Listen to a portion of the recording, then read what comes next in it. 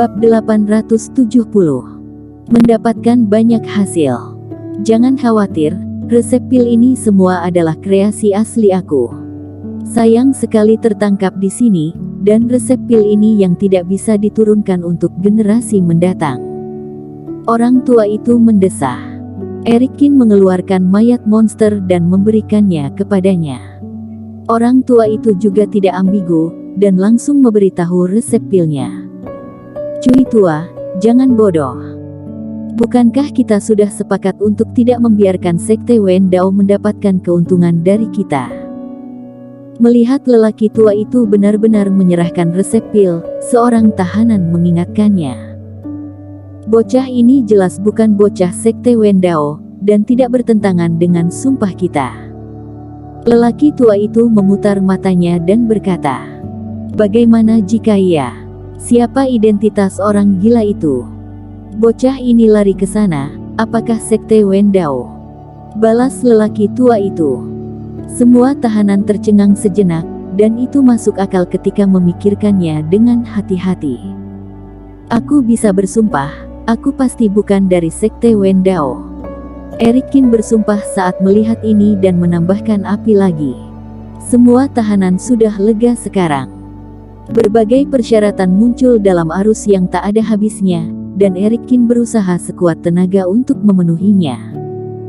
Beberapa orang bahkan menginginkan pil mujarab. Erikin langsung memurnikan obat. Tentu saja, Erikin juga mendapatkan banyak manfaat. Semua jenis teknik, alkimia, dan bahkan beberapa harta karun, jurus rahasia Sekte Del. Masing-masing informasi ini sangat berharga bagi dunia luar, tetapi para tahanan di sini tidak peduli sama sekali. Erikin tidak menolak, dan dia memiliki banyak pengetahuan dan informasi dalam sekejap. Bocah ini adalah dewa, kenapa rasanya bisa apa saja? Tetua hitam tidak bisa berkata-kata, memandang Erikin memurnikan obat, dan menggelengkan kepalanya. Kultivasi sudah cukup, bisa mengendalikan api, bisa juga membuat pupet, bahkan kini memurnikan obat. Itu adalah jenius yang tiada taraf. Senior, apakah kamu punya hal lain yang kamu inginkan? Erikin berjalan ke tetua hitam dan tersenyum. "Aku sudah kenyang, aku tidak punya pikiran, lagi pula aku takutnya kamu menyukai ilmu menelan langitku." Tetua hitam mencibir dan bersandar di dinding. "Ya, tapi ku dengar ilmu menelan langit ini adalah jurus andalan dalam keluarga tertentu. Seharusnya kamu juga anggota keluarga ini. Adakah kabar yang kamu ingin aku sampaikan kembali?" kata Erikin. Ilmu menelan langit, meski namanya agak aneh, sebenarnya adalah teknik rahasia yang membuat setiap orang penasaran. Meskipun tidak dapat benar-benar menelan langit saat berkultivasi secara ekstrim, menelan sungai dan pegunungan bukanlah masalah. Apalagi teknik ini terkait dengan ruang, yang setara dengan melibatkan kekuatan reguler asli langit dan bumi. Bahkan dalam ingatan ayahnya, dia tidak dapat menahan diri untuk tidak menyebutkan teknik ini, tetapi sayangnya tidak ada teknik ini. Erikin sangat senang ketika melihat teknik ini sebelumnya, dan sekarang dia secara alami ingin mencoba mendapatkannya. "Apakah kamu juga melakukan hal semacam ini?" Tetua hitam tercengang setelah mendengarnya, dan kehilangan ketenangannya. "Tidak mudah pergi ke keluargaku. Selalu bisa mencoba.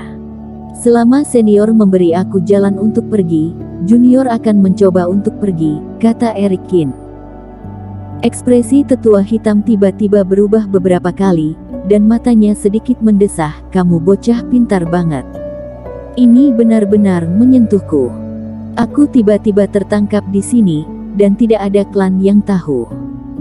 Setelah bertahun-tahun, takutnya mereka mengira aku mati. Selama kamu bersumpah, jangan menjebak aku akan memberikan ilmu menelan langit kepadamu." "Tetua hitam, kamu gila." Narapidana lainnya terkejut saat mendengar ini. Hal-hal yang mereka berikan hanyalah sebagian dari kemampuan mereka sendiri, dan secara jujur bukanlah jurus andalan mereka. Tapi ilmu menelan langit adalah kepiawaian tetua hitam, ternyata dia berniat untuk mengajarkannya.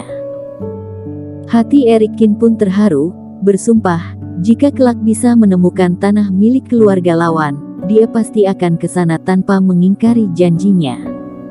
Metode ini tidak bisa disebarluaskan, kamu mendekat. Tetua hitam memilih cara yang sama dengan pria misterius itu, lewat kerohanian untuk mengajarkan ilmu menelan langit ini. Harus pergi ke tempat suci keluarga dan menerima warisan kedua untuk mencapai kesempurnaan. Senior, kamu. Erikin membacanya lagi, dan cukup tercengang, pantas saja tetua hitam begitu percaya diri. Untuk mendapatkan teknik yang lengkap, dia harus mengunjungi keluarganya.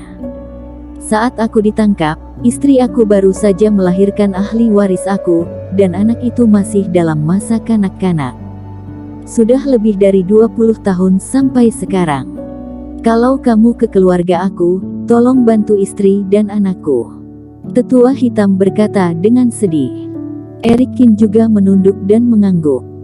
Setelah berkeliling di dalam sel, Erikin mengucapkan selamat tinggal kepada semua orang. Dia mendapatkan banyak hal dari perjalanan ini, dan dia sangat emosional. Awalnya mengira akan ada banyak pelaku kejahatan di penjara sekte Wendao, tetapi setelah berjalan-jalan, ada pelaku kejahatan seperti itu, tetapi tidak banyak. Lebih banyak orang ditangkap karena mereka menyinggung sekte Wendao, atau hanya karena sekte Wendao menginginkan resep teknik mereka. Junior, jika suatu saat kamu memiliki kemampuan untuk memberi kami kebebasan, aku pasti akan mengajarkan semuanya. Sebelum Erikin pergi, banyak tahanan menatapnya, dan salah satu dari mereka berbicara. Para senior jaga diri, jika ada kesempatan yang cocok, junior pasti akan mempertimbangkannya. Erikin melengkungkan tangannya dan tidak mengatakan dengan yakin. Tahanan ini terlihat menyedihkan, tapi siapa yang bisa menjamin bahwa dibebaskan tidak akan menjadi setan? Tuan muda, kita harus pergi. Keluar dari daerah ini, Wiri Liu berjalan dan mengingatkannya dengan suara rendah. Ini adalah keuntungan dari Erikin berpakaian seperti Aston Lu. Aston Lu adalah kapten tim ini. Bahkan jika dia menghilang selama beberapa jam, tidak ada yang berani bertanya kemana dia pergi. Ayo pergi. Erikin juga mengangguk. Meski tujuan perjalanan ini telah tercapai, namun hati tidak ringan, melainkan berat. Di dalam sekte Wendao, tampaknya ada pusaran tak terlihat yang melayang di langit. Membuat Erikin tidak bisa melihat kebenaran di baliknya. Saat pergi, tidak ada hal istimewa yang terjadi. Erikin kembali ke kamar Aston Lu lagi untuk mengucapkan mantra sihir. Ketika Aston Lu sadar, dia merasa sedikit kacau di otaknya dan tidak ingat apa yang telah terjadi sebelumnya. Beberapa formasi yang ditransmisi tidak berguna. Ketika Erikin kembali berpikir sejenak, tidak menghapus formasi tersebut, melainkan melapiskan sebuah formasi tersembunyi dan sebuah formasi induksi. Nantinya, mungkin akan pergi ke penjara gunung belakang lagi, formasi ini cepat atau lambat akan berguna. Erikin, kamu akhirnya kembali. Kamu tidak tahu betapa takutnya kami sore ini. Kembali ke tempat yang disepakati, Ye Zun datang dengan boneka jelmaan dan berkata dengan tidak berdaya. Bagaimana pertarungannya? Erikin tersenyum, mengetahui bahwa Ye Zun hanya meminta pujian. Apa perlu ditanyakan? Kami semua telah dipromosikan, dan kali ini pejuang dunia luar sangat berkuasa, menjatuhkan banyak murid keluarga dunia tersembunyi berturut-turut. Haha, para tetua dunia tersembunyi itu biru wajahnya. Si brewok juga tidak tahan berkata sambil tertawa. Karena pengalaman yang tidak menyenangkan di masa lalu dan kejadian gelombang monster pada acara pejuang kebanggaan, banyak pejuang dunia luar yang tercekik, dan kali ini mereka akhirnya menghembuskan nafas lega. Ayo, 100 teratas akan ditentukan besok. Jika pejuang dunia luar bisa menempati setengah dari pejuang kebanggaan, maka aku sangat menantikan untuk melihat reaksi dari kepala keluarga dari dunia tersembunyi. Ye Zun tertawa. Bersambung. Terima kasih telah menonton video ini sampai akhir. Jangan lupa subscribe dan nantikan kisah episode selanjutnya hanya di Novel Story. Salam.